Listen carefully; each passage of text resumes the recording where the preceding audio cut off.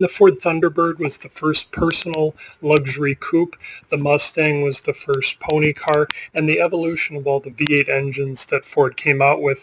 The Ford Thunderbird and the Ford Mustang are probably the two best examples of the evolution from the side valve engines to the pushrod engines, and eventually to the modular single overhead cam engines. And then even the affordable Ford Pinto and the Ford Escort set sales records that even the Mustang had achieved.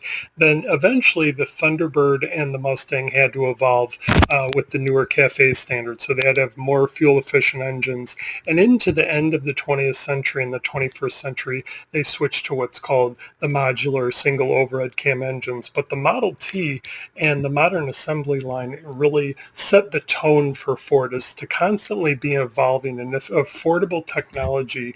Like with the Y-Block, the Y-Block was the first pushrod engine that they used, and it was also in their first Thunderbird that they used. And then by the time the Mustang came out, they were already switching to the FE engines, and eventually the Cleveland engines were in both the Thunderbird and the Mustang, big block and small block. You had the Lima 385, you had the Windsor 351, you had the 351 Cleveland, and then eventually those engines evolved into the modular engines after the Windsor pushrod engines were being phased out. So really the evolution of